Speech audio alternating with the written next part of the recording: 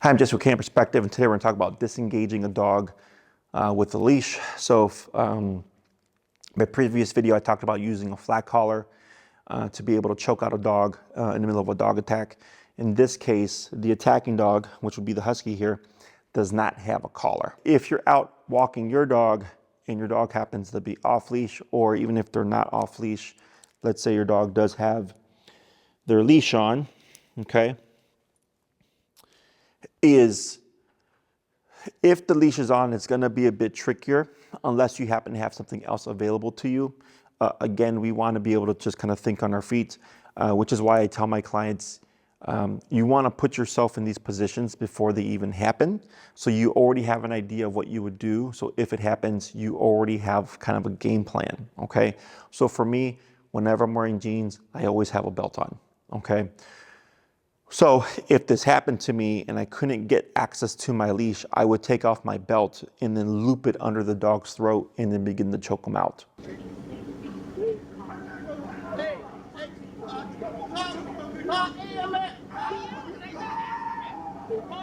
If we have the ability to remove our leash, or if our leash is actively removed, okay, maybe I'm at the dog park, I'm just standing, I have my leash in my hand, and this happens, okay? Again, the fight's already happening. Don't panic. Look for your opportunity. So, husky here is attacking my dog. I look at the husky. Does the husky have anything immediately available that's going to allow me to gain control? The answer would be no, right? I could grab the dog by the scruff and stuff like that. Not going to do much. Could potentially create more agitation, okay? So I'm trying to do this as safely as possible, as quickly as possible, to minimize harm. So one thing I'm looking for would be, or what I would be looking for, is does this dog have a bite and hold? Okay, so bite and hold would be they're locked on and there might be some shaking, or they're just holding and they're not wanting to let go.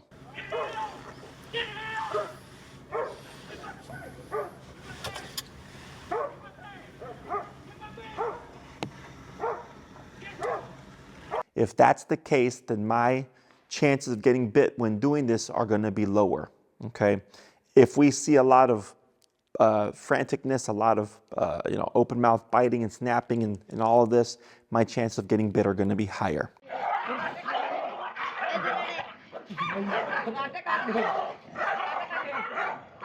Just something to keep in mind, okay? So again, I'm looking for my opportunity. I'm following the attacking dog from behind. So if this dog is trying to escape and kind of turning away and this dog is pursuing or something like that, I'm just waiting for my opportunity. If there happens to be a moment where they just kind of lock and they hold, I want to very quickly take my leash, loop it under the dog's throat, feed through the handle here, and then pull up as tightly as possible and just hold.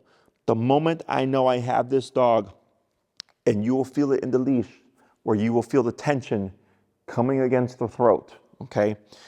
And I just hold. Again, just like with the collar, eventually this dog is gonna go, I can't breathe, you're gonna start to feel them wiggle, and they're eventually going to let go. But this guy is gonna get a good choke on this dog who is eventually gonna let go.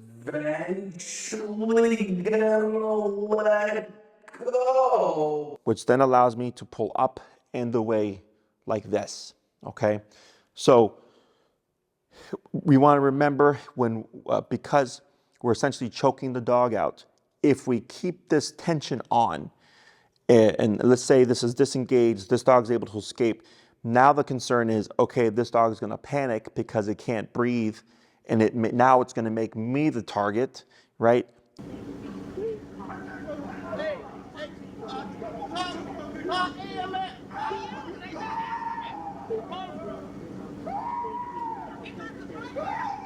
As I go up and away from the body, trying not to lose the dog.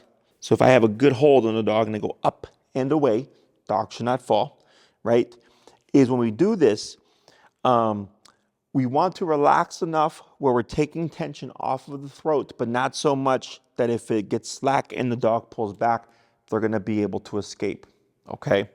So I'm trying to contain the dog. So when we do this up and away, my leash is still short, but if the dog decides to look up to bite my hand, they can't reach my hand, right? Because if this is where my hand is, they're probably gonna get about here, okay? If the dog jumps up to bite my hand, because I'm already pulling up, you will naturally, or should naturally, just go up with the dog, and then when gravity brings them back down again, you come down with them again, but you're not going to come down all the way.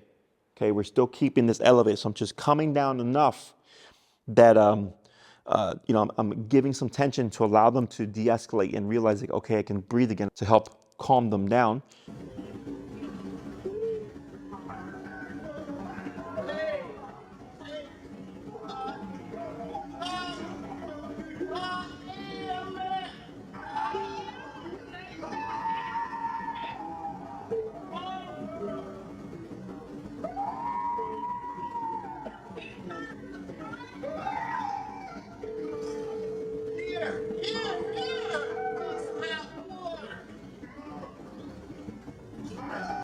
But then also, if the dog tries to come towards us, which would be this way, right? If I do the up and away, so if you look at my body, my hips are pointed away, I'm pulling the dog away from the body, is if the dog does try to get to me, it's gonna have a hard time, okay? Because of the limitation of the leash. So it's short enough that the dog cannot bite our hand, but then also cannot get to us sideways.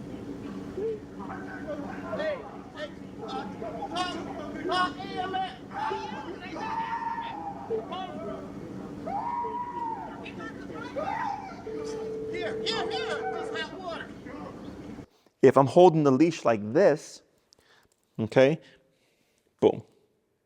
This is too much slack. So it's going to be about 6 to 8 inches. Now the exception would be if you're dealing with like a Great Dane type dog, you're not going to be able to avoid the bite. I had that happen to me. I have a scar here from a bite from a Great Dane who was, this tall. And when I pulled up, didn't matter. Head was right there. Bit me anyways, right? So obviously there's going to be exceptions. But otherwise, any reasonably sized, medium to large dog, this approach should work to help keep them away from you. And you're coming down with them to help them start to relax, so they realize, like, oh, okay, I'm no longer choking, right? Or I'm no longer having the problem of having to breathe. I can breathe normally now. Once they start to realize that, you should no longer be the target. You're only the target because the dog is in a panic state, because they can't breathe. Obviously, they're tethered to you in the sense that you have them on the leash and you're the closest thing, so you are gonna become the target, okay? Because they're trying to figure out, why can't I breathe? Why am I choking? And because you're the closest and immediate thing that's connected to them, they're gonna tie it to you, which obviously it is you. So, but they're not doing it with the intent of wanting to attack you. They're doing it because it's like a last resort for them, where they're going, okay, it's fight or flight right now, and I can't run away from this, and I can't breathe, and you're holding me on the leash, so I got to get rid of you. But once they settle down and de-escalate, this was the target, okay? You just happen to disengage them and remove them, but then because of them not being able to breathe, you then become the target. But once you calm them down and once they relax and realize, like, okay, everything's stabilized again, this should no longer be a problem, because dogs can only focus on one thing at a time. So because we disengaged this fight correctly, and now the problem became, I can't breathe. And then once we calmed the dog down, got them to relax, and they realize everything's fine again, then you start to see them kind of in this neutral state. Grab him!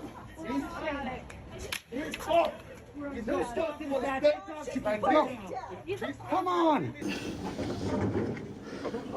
Get in. Get in. Get in. Oh, Thank you. oh, fuck. Oh.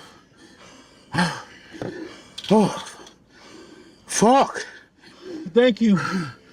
Yes. Thank you. No problem, man. This fucking dog's sick. This fucking dog's sick. And I know dogs get big. Miss Lucas, go! Go in the house. Oh, jeez. Okay? That's what should happen. Exception being, if this is legitimately an aggressive dog with the intent to do harm, which is very, very rare, okay? Highly doubt that that dog would be out unless it escaped the yard or something like that at a dog park or, you know, some kind of public setting. Highly doubt that, okay? So when we see a dog fight happening, if it's our dog or what have you, taking the time to read the situation and see what is available to you.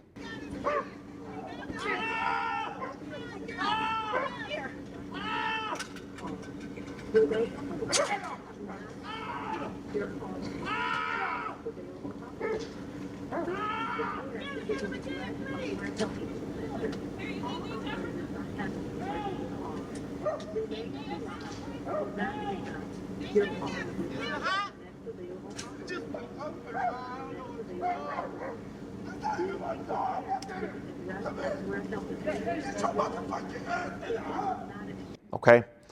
There's no sense in rushing, especially if you don't know what you're doing. You're not making things better. If anything, you're going to make things worse. I see it time and time over again in the videos that I watch. I even see it happen with the animal control officers with their sticks and everything. In my opinion, I'm observing and assessing, and I go, you don't really know what to do in this kind of situation, okay?